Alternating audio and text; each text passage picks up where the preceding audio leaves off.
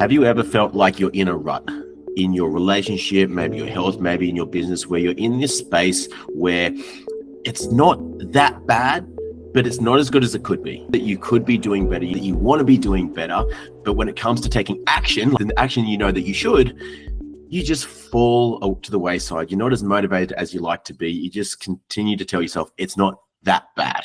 Today on the Uncommon Man Project podcast, you're joined by myself and Nick, and we're going to dive into the mindset around being in that space, being inches from rock bottom, and how to pull yourself out of that and what that's like.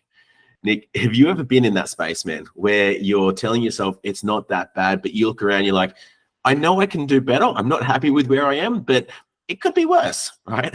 I think we've all been in that space, and it's like you're slapping on this massive band-aid just to get yourself through that moment. And you sit there and you're just like, holy shit. I'm breathing, I'm sipping air, but I'm actually drowning. If I'm going to be real with myself, I'm going to be drowning. For context wise, I think I've had a couple of rock bottoms, but I'll probably take a financial rock bottom, because I think that hurt the most in all areas.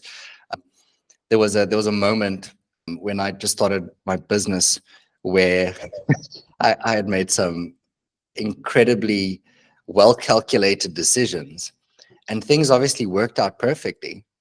And I had a look in my bank account, and there was a massive negative number attached to it at that moment in time. And we literally had like no money. We were just about to be kicked out of our place that we were renting. And we were just about to run out of electricity. We had no food. And I'm sitting there and contemplating, like, was this the best decision to like really just pursue passion and this big dream? And I've invested as much and built up clientele and done this, and then, you know, these type of things happen, and I've never experienced this before. And I still recall, like, there was a moment when all of that's happening, and we were like scraping together cents. And yeah, in South Africa you call it like rands, but there it would be the equivalent to cents in Australia. And we were able to like purchase a pack of like those the ramen noodles. Like, that's what we could buy. And I still remember the shittest feeling was when my father-in-law walked in, and he had a look at us, and he was like, "Oh, you fucking kids! Like, do you know what you're doing? I've been telling you, like, you need to have a job. You need to have this." And everything was planned. We had savings and stuff, but like 6 months of business just didn't go as planned. It's not that we were doing anything wrong. It's just, it's the nature of business. It doesn't necessarily just blow up in 6 months. Yep. Yeah. So we sat there, and he's like, gave us quite a bit of money just to like sort things out. And then eventually we had to just call it quits and be like, well, we can't afford rent. It is what it is. And that moment of just when being looked at as from another man, and it's like, yeah, you with my daughter that I'm entrusting you with, and you've got like a kid, and what the fuck are you doing? So I felt like a piece of shit. I felt like a failure in business. I felt like I failed as a provider. I failed as the masculine in this role. I failed in all these things, and I'm like looking for guidance and mentorship and support, and there was nothing to be found at that moment in time. Yeah, that spiraled into a massive depression. I actually got quite sick in that space as well. Lost a lot of weight. But in a nutshell, that was probably one of those big, like, reckoning moments in my life where I sat there and I had to really contemplate, like, how much do I fucking want this? How much do I want this life that I can feel? Thing that's on my vision board. That flame didn't die. It was like fed through this pain. And that was that I noticed the alchemy within that. That was probably like one of the interesting experiences I've had on an internal level, being in a space like that. So I hope that answers your question. And it's that threshold is very different when you're responsible for someone, right? Correct. Like when you've got a child, when you've got a partner, you've got other people kind of relying on your income, you as a person. That threshold, you know, like as guys, we could get away with not a whole lot, you know. if we were really in that space of I'm dead set determined on making this thing happen no matter what, like if it's just us. But when you start to have those other responsibilities adding into it, then, it adds that extra pressure as well. And it kind of raises that threshold to how much is, not enough. Out of curiosity, like, what do you think you would have done, or when do you think you may have changed course if your father-in-law hadn't helped out? It was actually really interesting. So, I mean, I'll add to that story. And then I'd actually love to hear one of yours as well. I'd applied to a lot of like consulting based work and jobs, and I was seeing businesses, but no one necessarily saw the value in coaching. And I didn't understand that I needed to maybe shift my positioning. And when that happened, there was also like a sense of relief within my system. But I had applied through like multiple channels, like everywhere. We're talking LinkedIn, we're talking Upwork, we're talking Indeed, what you could find, just for anything. And I had a fairly diverse background on my end. And the week when we were leaving the space, email from a coaching company that called me, and they sent me an email, and then we jumped on a call shortly after. And it was like, you're in, man. Like we want you. We want to put you in this space. And the day before that, I'd probably just signed my biggest client out of nowhere. Just everything, like this massive inflow. And I was just like, okay, well now at least I don't need to pay for rent anymore. I suppose that helps. But now I've got to deal with the emotional, thing of staying in my father-in-law's house, which thank goodness. I mean, we had our own ensuite space, and it was like good. But that was part and part of the story. But if he had not maybe come in there, I would have had to consider the notion of settling. And I'd applied. Lowest point within that was I applied for a managerial role at a supermarket. I didn't care. Like, it was at that point, because I had studied it at uni. That market was saturated, and what they were paying for that specifically, not that great. And the role that I was in previously, when I stepped out of that work, that had been filled by someone else, and that company didn't need me. And that's about 2 years down the line. So it was just a thing of, well, you've made your bed and now you've got to sleep in it. And I don't want to say I was fortunate, but something aligned or something clicked, something gave, and the universe was just like, dude, I'll give you a break. Like, here's something. Here's a carrot. Here's a couple bucks for your troubles, mate. And I don't think, to be honest, Harry, I don't think I would have given up. I just think it would have, maybe the route would have been a little bit different. But I wouldn't be able to say for sure, because that person there was very different to the person I am at this moment in time. And I think that's a hard part for a lot of people's journey. It's like when you're pushing through something, you're at that space, you get to that point. It's like, well, at what point do I kind of look at the reality of this and say, this is not working? Do I need to change course? Or is this part of the test to kind of keep on pushing? But exactly. I guess for this, I know, like, at that point, you could almost consider that rock bottom, so to speak. I want to go a little bit higher than that, because the thing, when you're in rock bottom, it's quite easy to make a change. Like, there's a lot of emotion there. There's a lot of reason to make a change. But for a lot of guys, when, your health's not that bad, right? You don't have diabetes yet. You don't have any massive issues yet. You're still fat as fuck. You can still barely bend over to pick your kids up, but you don't have any diagnosis. It's not that. You can keep telling yourself, oh, I'll get fit when, this next thing happens, or the relationship's not that bad. We don't fight. We only have sex once a month, if that, but we don't fight, so it's not that bad, right? Or, the business, it's making enough money that we don't have to sleep on the street, but it's not affording the lifestyle that we want. So, putting in all that extra work, it would be nice, but, the effort required is still, there's not enough pain threshold to kind of make that change. And I think a lot of people, I've definitely been there myself. It's like you're in that space of, well, I know there's a term for this, but I forget what it's called. But we'd almost be better off to literally hit rock bottom. You'd be better off to be told that, you've got a heart condition, you need to fucking lose 20 kilos, or Mrs. threatens to walk out on you, to make that change so that kicks your ass into gear, as opposed to floating in that little limbo where it's not amazing, but it's not rock bottom either, right? So like it's quite interesting because if you look at how the brain works, if we go back thousands of years, there was a certain amount of effort required to have your basic needs met. And it's a natural thing for us to become more complacent when our needs are met. If you've got a roof over your head, if your finances are okay, if you have a mate, if you are fairly healthy, if you're comfortable, like what happens? Like you're not in this hunger-based mindset. Right?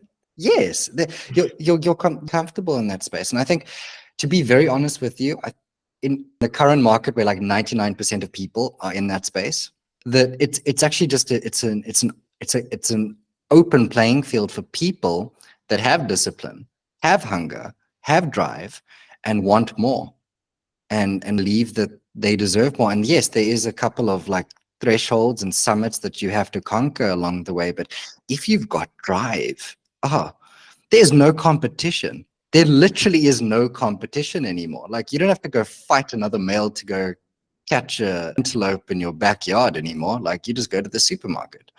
But business is the playground now. That where people play. Like your wife, is she a trophy wife? How well does she look? How is she looked after? The quality of life, your house, your car, these are all maybe symbols and things that can maybe show those levels of success and like where your level of drive is at.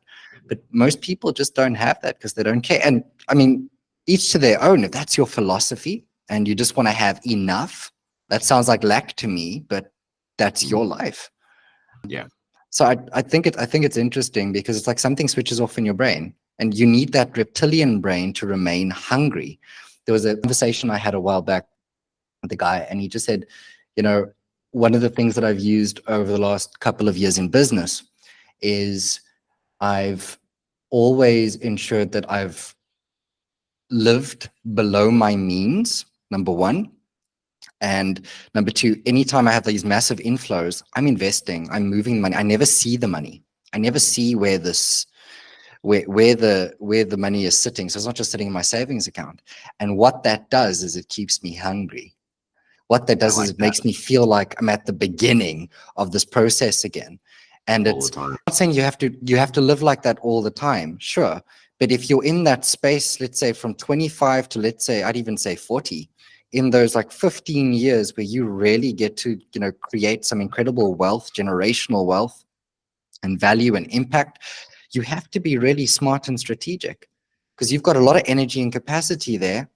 And if you're really smart with how you're applying those resources and positioning yourself and positioning, more importantly, your mindset and cultivating that, you put yourself, you know, in positions that others would take years to get into just because of the level of consistency and the drive that you've been able to, I suppose, you know, falsely create in some way, shape or form. Because like we actually don't have enough. We can't do a restaurant this week, but we can do it next week because we've planned for it, for example. Yeah. So it's like you kind of like create your own level of constraints in some way, shape or form. Just out of curiosity, like that on your side, like what was your rock bottom? Just for context here as well, because I think like that would be such an incredible learning experience. I'm curious to hear. I'm trying to think. I think I've always been in that middle ground. Like, I don't know that I've ever actually hit rock bottom. It's always been, oh, it's not that bad.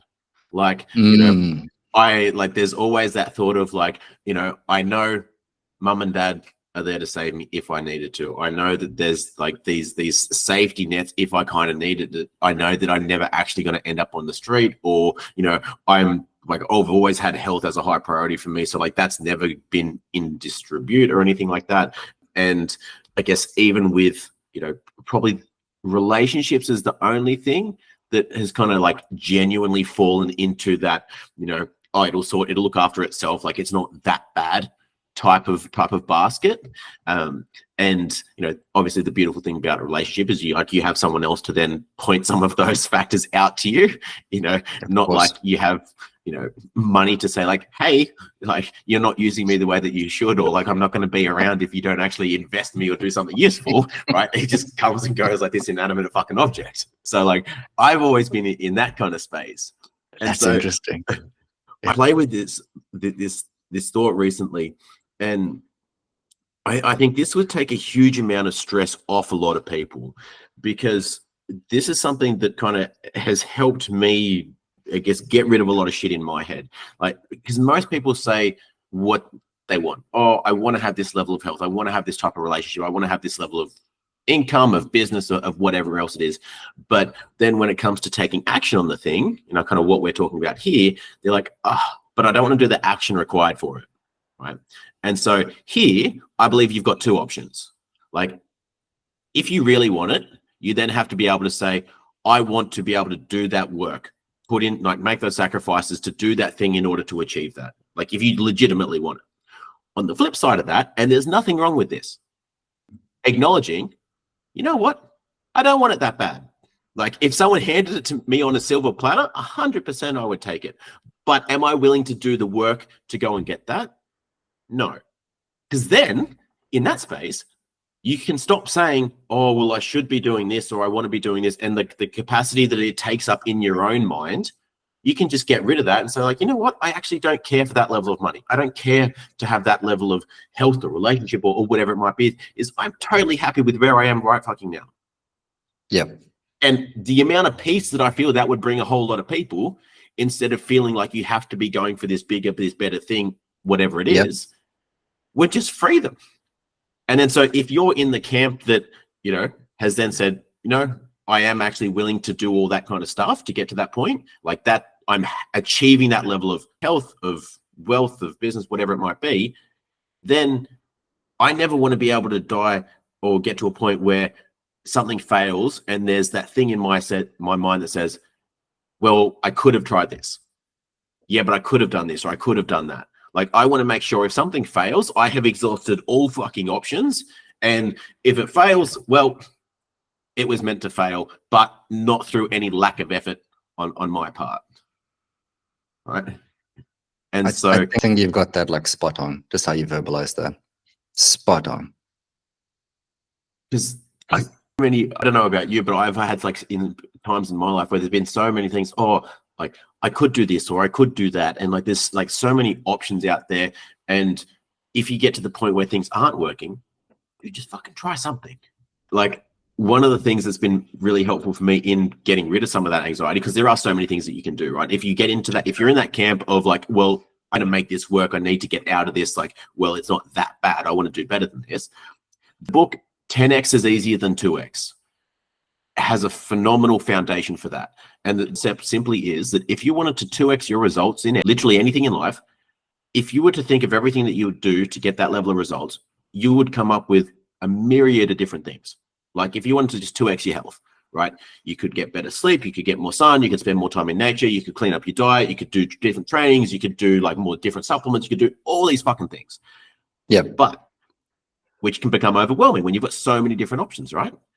And then, but if you think about it, if you wanted to 10x your health, 10x your income, 10x your relationship, you could probably only think of 2 or 3, if that, things that would get you that magnitude of result. Like, we're now talking like base foundational stuff, like like relationships. We're talking fucking communicate better. Like business, we're talking about, your sales or your product, depending on like what it is, like core kind of stuff, right?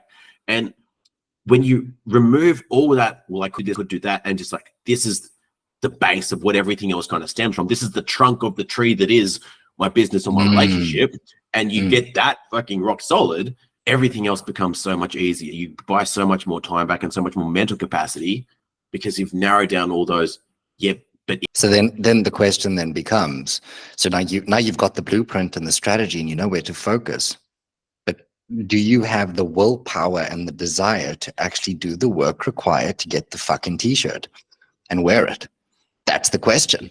Because that's then the thing of like, how do I eliminate procrastination? How do I get myself to start moving? And you know what, like you said, coming back to that whole, response of, maybe I'm just comfortable where I'm at, and just admit it and be honest with yourself and stop bullshitting yourself.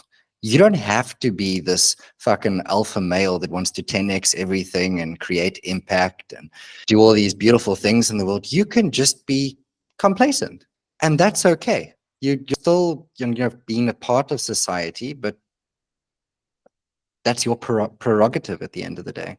But if you're like really just recognizing, I personally, and this is going to be a little bit polarizing and triggering, I actually think it's pretty fucking selfish if you come into this life like it's a 1 in 4 trillion, you existing in this moment as you, and you sit there and it's like, okay, I've health, I've got a family, I've got a business, I have an incredible brain, but I'm just going to choose to not use it and add more value and impact in the world. Because if I'm, living in a space where I'm more free financially and mentally and emotionally, and I'm feeling really good, and I feel like I'm able to create more impacts and ripples of change with the people around me and uplift my community by just choosing to be a better version of myself and always wanting to grow, like moving from the fixed mindset to the growth mindset.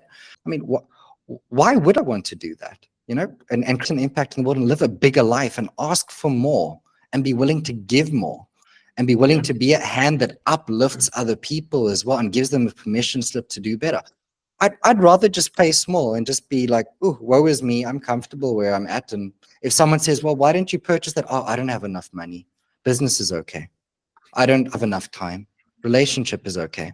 And why live? That's I get to that point. I look at people and I'm just like, why live if you're not wanting to ask for more and be more and get curious about yourself and want to have a better relationship, want to be a better parent, want to be, more informed around business and things around the world, want to tap into your spiritual growth? Like, why exist?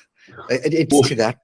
Because to me that divides, like that splits people into kind of two camps. Like you've got the people that when you think about it, if you think about life as a whole, like you think about your potential for life, like in terms of what you could achieve, the impact that you could have, the things that you could provide for yourself, the cool stories that you could have, like in terms of what you created, what you've done, like what you've been through, all that stuff. And then there's the people that will be excited by that potential and just be like thrive off that. And then the other kind of people, which will be, fuck, that sounds like a lot of work. That sounds like hard work, right? And I think if we could boil that down to even to biology, testosterone will make you seek challenge. You will want to seek challenge, to challenge yourself in order to grow, in order to not necessarily assert your dominance, but in order to grow, to like physically and mentally, and you will seek challenge and you will find reward in that pursuit of challenge and in coming off victorious. If you have lower levels of testosterone, you will shy away from challenge. You will naturally, allow life to deal you the hand and just accept it and just go with the flow and just accept things as it is. And so I guess that's a reason for a lot of guys as well. So it's not always their mindset, or part of it is for sure, but it's not always just their mindset that limits them in that space. Like that hormone contributes to that space. I completely occur with that. And I think it's then the question is, the choice to so if you're not going to make the decision to, well, if I can get this fixed, maybe I then free up capacity so I can do things. And I feel like I do have drive to move a mountain today versus just look at it and smell the roses, which is important as well. And then I think the side of the coin with this is then you get the guys that are wanting to grow and do these things and they burn themselves out and they're workaholics and they're unable to balance all the components of life. And I'd much rather be sitting with, those problems, and where you're always doubting yourself, you're critiquing yourself, you're wanting to do better, you want to be a better partner, you don't know how to relate, or I'd much rather be on that side of the equation, because you're questioning and you're curious and you are going to be more. The intention isn't to create any harm with what you're doing. Like, you are pursuing an outcome, a goal, a life in a different way. And maybe there's a couple of adjustments that you can make to your perspective and your filters, so you can find more balance that will work for you uniquely. But other than that, there's something to work with there. Like, there's I don't know, there's like, it's like you're working with the raw materials that are actually being used in something, versus they just all spread out around the field and somewhat, under rubble. And it's just like, it's me, because I've seen it. And I'm pretty sure you've had conversations with people, you've coached individuals that come into your space, and it's great at the beginning, and like 1 month down the line, it's just the thing of, I've done this. I feel like doing this. This was too hard for me. It's that whole, I'm going to validate my experience of just doing nothing again. And you can do absolutely nothing. You can show them the door. You can shine the light. You can point fingers. You can push all their drivers. And if that person doesn't want to move and they've got their blinders on, not coachable, not someone that wants to grow, not someone that wants to change. It is what it is.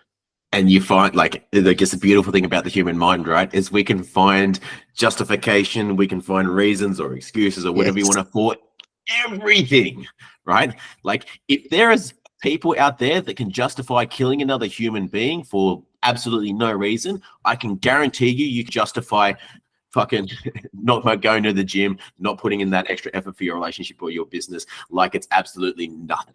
That's piece of cake, right?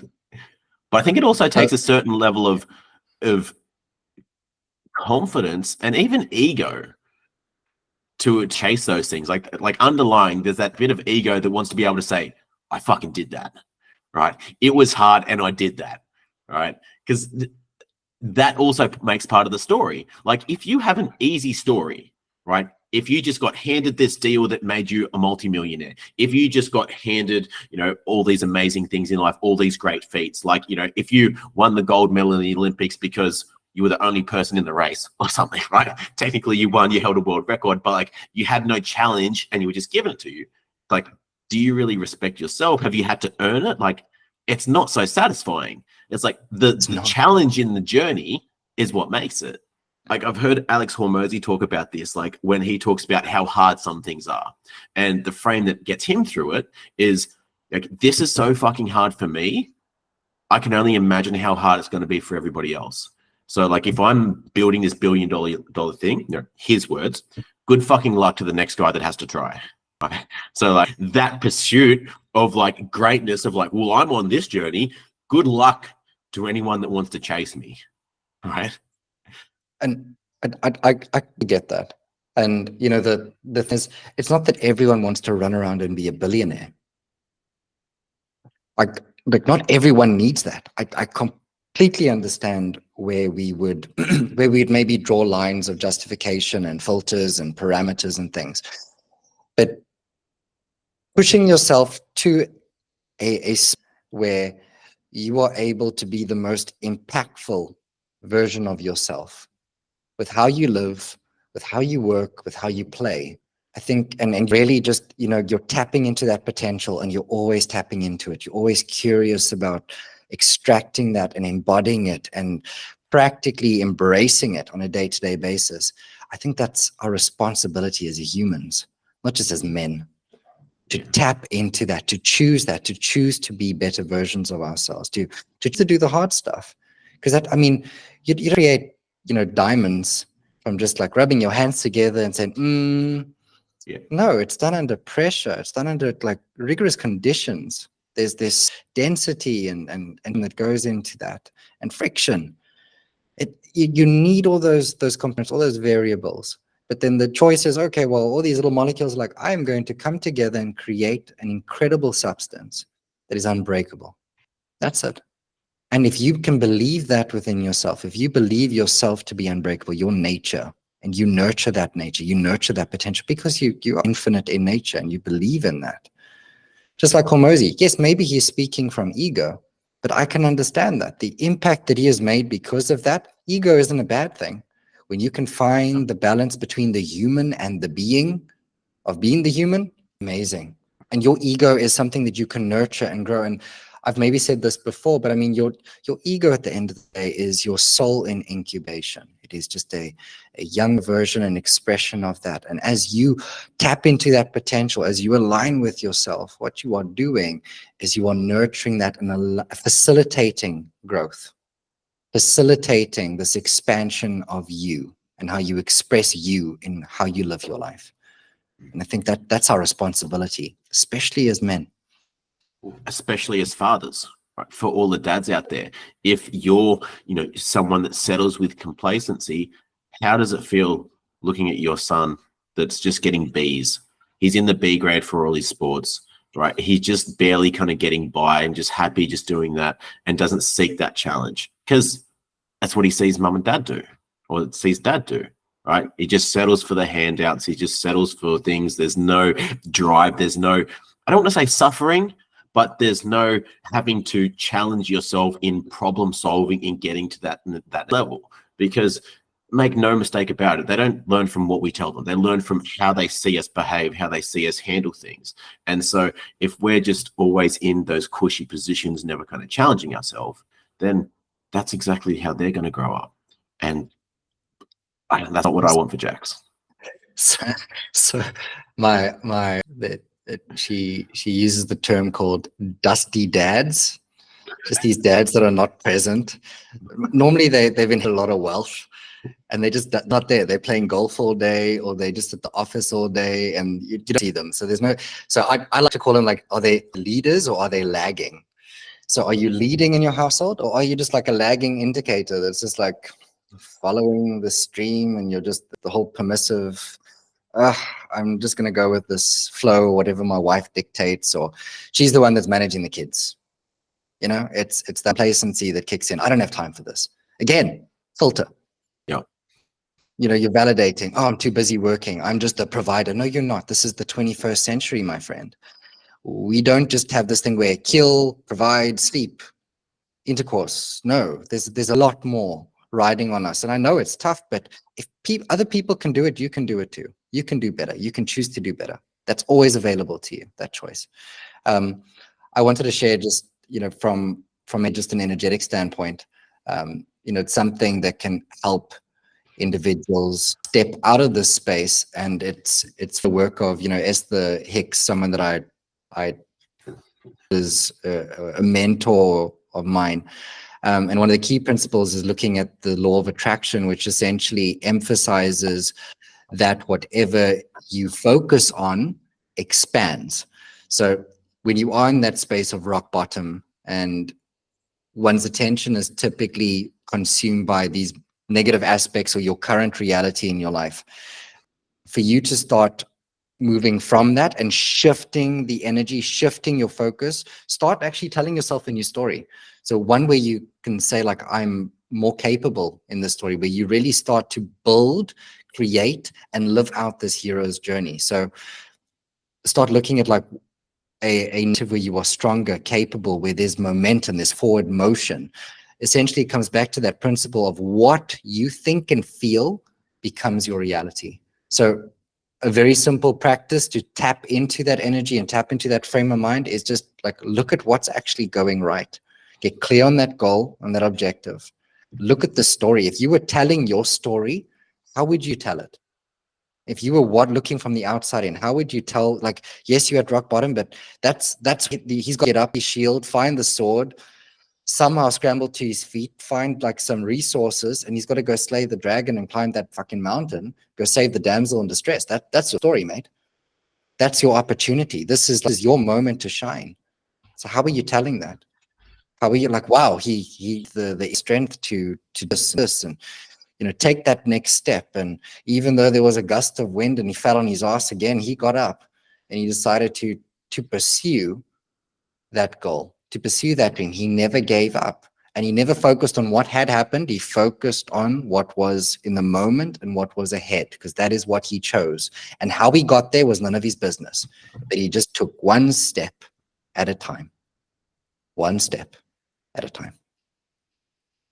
That's really helpful, my friend, really helpful. because I think it can also be helpful to look at that hero and then also that bit of comparison of like, what traits does he have that I don't have right now? Like, what is this a chance for me to exercise? Is it to exercise that inner strength? Is it to exercise that discipline, that strength, that reframe, that, whatever traits that character has that I want to pursue that I'm not equipped with right now? What is this an example of, or a chance for me to earn, is a better way of saying that, to earn in order to become that person?